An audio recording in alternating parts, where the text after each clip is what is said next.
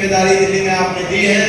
आदरणीय सतपाल ब्रह्मचारी जी जो सच्ची आत्मा से और लगन से, जैसे मैंने देखा संसद के पहले ही सेशन में उन्होंने सोनीपत की वकालत वहाँ पे करी। आने वाले समय में मुझे पूरा विश्वास है बड़ी मजबूती से आपकी लड़ाई, आपकी यहाँ सोनीपत की लड़ाई, आने लेके जाने की लड़ाई वो लड़ेंगे। हमारे बहुत ही वरिष्ठ हमारे विधायक और गोहाना के हमारे प्रत्याशी भी कांग्रेस पार्टी के और गोहाना के भावी मैं विश्वास दिलाना चाहता हूँ कि जो है मलिक साहब, आज प्रोग्राम दोनों का था, लेकिन क्योंकि हेलीकॉप्टर का प्रोग्राम नहीं हुआ, सुबह आपका नॉमिनेशन आपका सुबह था, लेकिन आपके बीच में पहुंचे हैं, आपके लिए पूरा जोर लगाएंगे। पूरे चुनाव में आपके लिए हमेशा आप जहां जहां बुलाएंगे हम आएंगे। हमारे बीच में हमारे प्रत्याशी दूसरे बड़ौदा से और बड़ौदा के भी भावी विधायक, इनको मैं कहूँ हमारे भाई भालू ने सभी सम्मानित मंच में कहना चाहता हूँ 10 साल से जिस दिन का इंतजार था आपको, 10 साल से भुगत रहे थे कि नहीं भुगत रहे थे? 10 साल भुगत रहे थे भाई, 10 साल से जिस दिन का इंतजार था वो दिन आ गया है। ये मौका मत चूकना। पूरे हरियाणा में एक संघर्ष आपने किया, एक संघर्ष हमने किया। पूरे हरियाणा में एक माहौल कांग्रेस के पक्ष में बना। पूरे हरियाणा कोने कोने से आज एक ही आवाज आ रही है कि बीजेपी की सरकार जा रही है, हुड्डा साहब के नेतृत्व में कांग्रेस पार्टी की सरकार आ रही है। ये आज हरियाणा में उन्होंने मन बना लिया। हरियाणा के मतदाता ने बदलाव का मन और कांग्रेस पार्टी की सरकार बनाने का मन बना लिया। ये मौका आपके दरवाजे पे आया है। 10 साल की मेहनत से आया है, 10 साल के संघर्ष से आया है, खून पसीने के संघर्ष से आया है। ये मौका मत चूकना। बड़े बुजुर्ग बैठे हैं, उनको मैं आपका बच्चा हूं, मैं आपका भाई हूं, मैं इस इलाके का बच्चा हूं, आपका भाई हूं। मेरी उम्र कम है लेकिन मेरा तजुर्बा, राजनीति में तजुर्बा मेरा काफी लंबा चला। आपके आशीर्वाद से 5 बार संसद में पहुंचने का अवसर मिला। मैंने हर तरह का समय देखा, सत्ता भी देखी और ये 10 साल भी देखे। तानाशाही ताकतें दिल्ली में, तानाशाही ताकतें दिल्ली में पिछले 10 साल में हरियाणा के से एकमात्र अकेला एक सांसद के रूप में मैं जाता था। हरियाणा के 15 सांसद हैं, 10 लोकसभा के, 5 राज्यसभा के, 15 में से 14 भाजपा के सांसद। पहले मैं लोकसभा में रहा 14 से 19 तक, आपने देखा। उसके बाद राज्यसभा में रहा। मैं अकेला जाके जब आपके हक की आवाज उठाता था, आपकी बात रखता था, तो पूरी बीजेपी देश की टूट के पड़ती थी। 10 साल मेरे कैसे बीते होंगे इस संघर्ष में।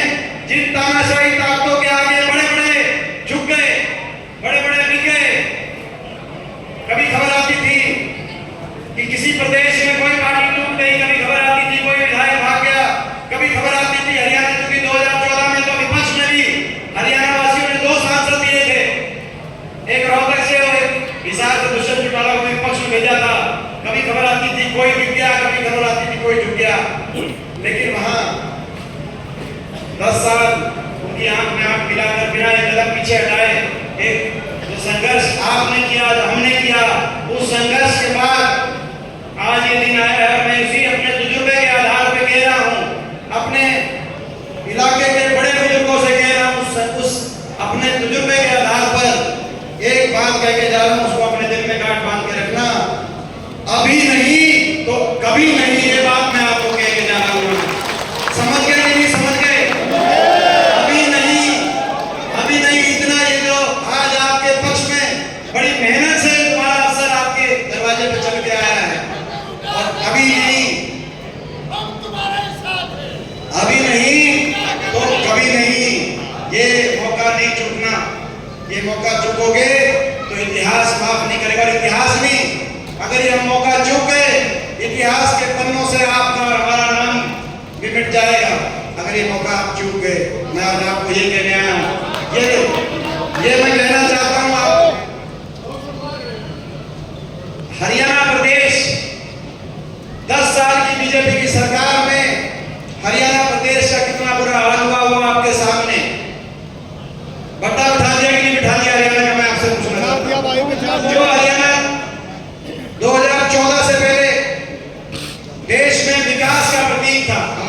देश खुशहाली का प्रतीक था, अमन चैन शांति का प्रतीक था, खुशहाली का प्रतीक था, हर वर्ग के मान सम्मान का प्रतीक था। किसान के सम्मान की बात हो, गरीब के सम्मान की बात हो, खिलाड़ियों के सम्मान की बात हो, हमारी बेटियों के सम्मान की बात, वो प्रदेश 10 साल की बीजेपी की सरकार के बाद आज विकास की पटरी से उतर गया, देश में प्रतीक बन गया, तो बेरोजगारी का प्रतीक बन गया। देश में सबसे ज्यादा बेरोजगारी हरियाणा में, नंबर 1 बेरोजगारी में, नंबर 1 हरियाणा नशे में, नंबर 1 बन गया हरियाणा अपराध में, क्राइम रेट में।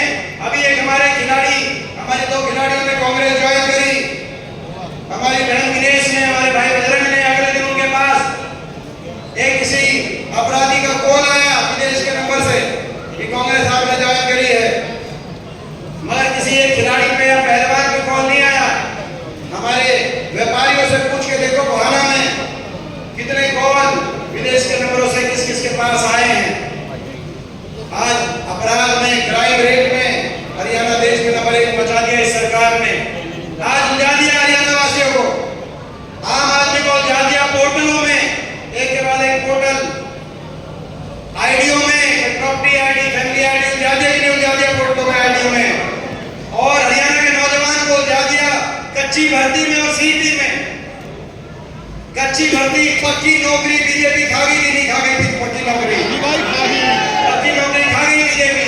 हरियाणा में भी कच्ची नौकरी और फौज की पक्की भर्ती हमारी होती थी, वो भी कच्ची भर्ती शुरू कर दी फौज की, उलझा दिया हरियाणा वासियों को, हरियाणा का भत्ता बता दिया। हरियाणा की दुर्दशा के लिए अगर कोई जिम्मेदार है तो बीजेपी जिम्मेदार है, लेकिन दुर्दशा से भी आगे हर वर्ग का अपमान करने का काम, इतना अहंकार कोई वर्ग नहीं जिसका अपमान इन्होंने ना किया हो।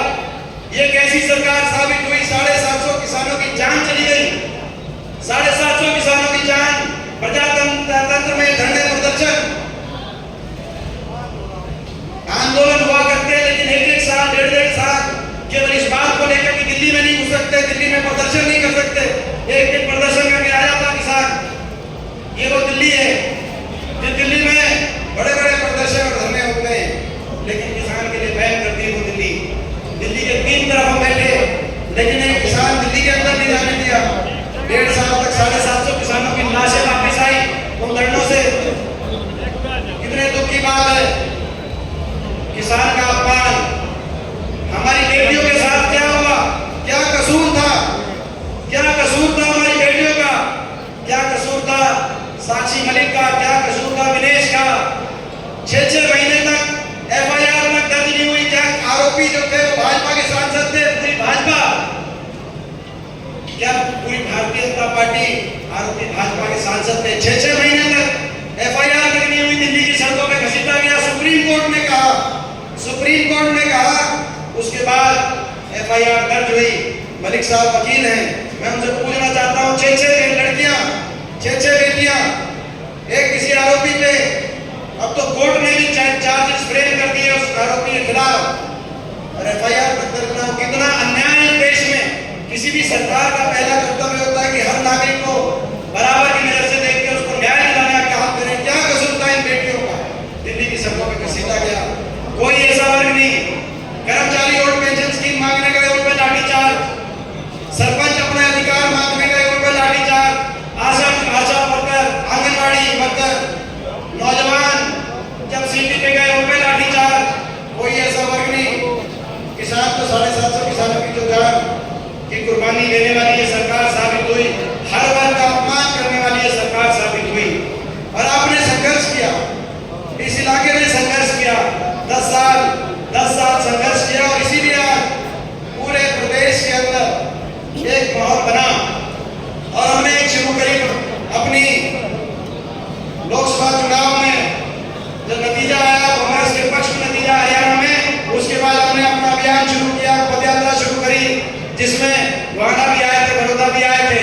और हमने कहा हरियाणा मांगे साहब, और बीजेपी के बड़े बड़े नेता दिल्ली से आए और दिल्ली से आके कहा हुड्डा साहब हम आपको हिसाब नहीं देंगे, हम हिसाब लेंगे। मैंने उसी समय कह दिया था, आप किसी और प्रदेश में जाकर कोई बात कह के आपकी बात बन जाती होगी, लेकिन यहाँ नहीं बन पाएगी, क्योंकि ये हरियाणा है प्रधान, हरियाणा है। यहाँ ये मैं आप सबसे पूछना चाहता हूं। और मैं एक बात कहना चाहता हूं आपसे, ये जो 10 साल